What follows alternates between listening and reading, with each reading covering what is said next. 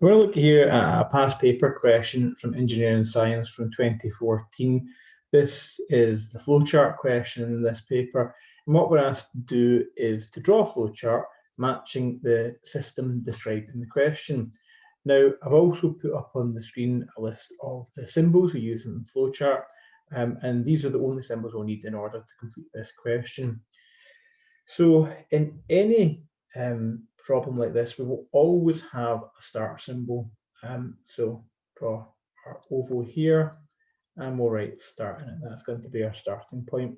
And then we look at the bullet points in the question. This is going to inform what we've got to put in to our flowchart. So the first thing we're told is when the chair sensor is triggered. Now the chair sensor is our input on pin 0. So this is something the system needs to detect, and it's something that can either be triggered or not triggered. And when you've got something like that, it means there's a decision to make within the system. And when there's a decision to make, we need to use the diamond symbol. So we'll draw in a diamond here. Now, in the question in the past paper, we're asked to use the pin numbers. What we'll do here is we will use the name, but we'll also include the pin numbers for completeness. So we might want to say sensor triggered here. That might be our decision, but that's also the same as saying pin 0 on. So here, depending which way you're going to write this out, pin 0 on means that, and we know this because it says 1 equals chair sense in the input connection in the left-hand column of the table. Now, the system's not going to do anything if the sensor's not triggered. So our no option is quite an easy one. You can draw an arrow out of here at the side, put an arrow on it, give we no here to indicate nothing's going to happen. We are really only interested in what comes next if the sensor is triggered. And so we have a yes there.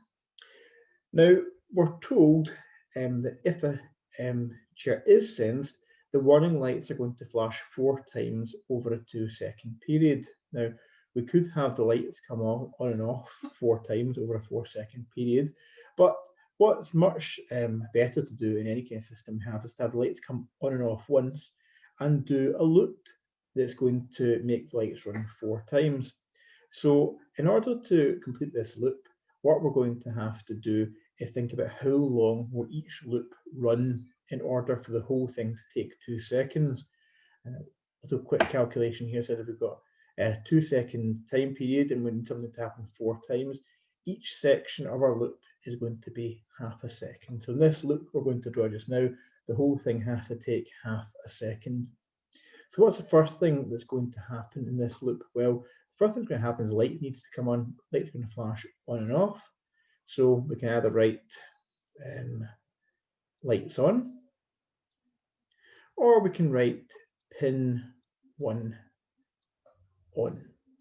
Pin 1 on, we can write that there. Sometimes we can write pins being high and low, but we're going to stick with on and off here.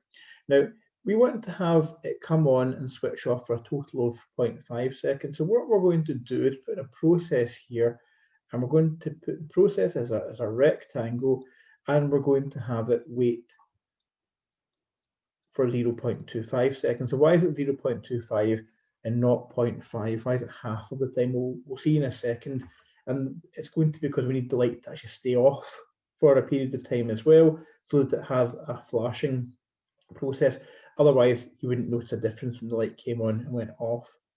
So logically, the next thing is the light has to go back off. So we draw another parallelogram, and we have light off in here, or we could say pin 1 off to do it by pin number.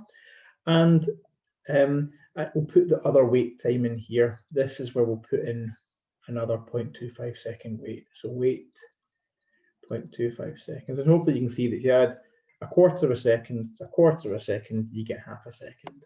Now, to complete a loop, we need a decision. The decision is going to decide if we continue, and I should have been adding arrow through this, it's going to, do we continue on with the rest of the system, or do we come back round? So even if you don't know what to put in this diamond yet, when you get to an end of a sequence that you want to loop, you have to have this diamond decision to tell us if we're going to go around the loop again, or are we going to continue.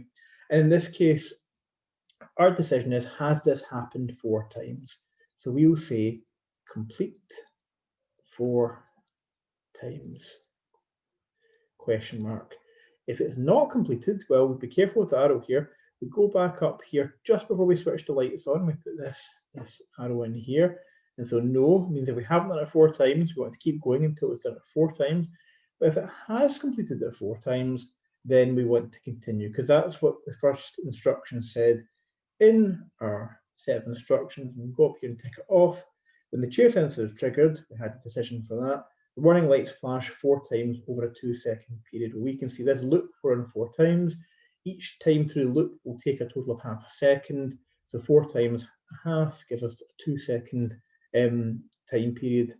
So that's great. Once it's completed 4 times, we can move on to the next instruction. The next instruction is a simple one. The barrier will then open. So this is another input-output. The barrier is an output.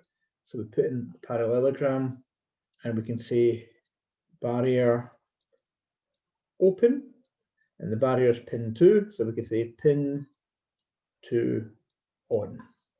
So that's that instruction taken care of. The system will then pause for 3 seconds to allow the skier through. Well, as we should anticipate by now, anytime we're waiting, that's a process. We draw a rectangle, and it tells us exactly what this process should be. We have to wait 3 seconds at this point, and so we do. We wait 3 seconds, and we can tick off that instruction there as well. Our next instruction is the barrier is then going to close. So again, it's an output. We can draw in our parallelogram.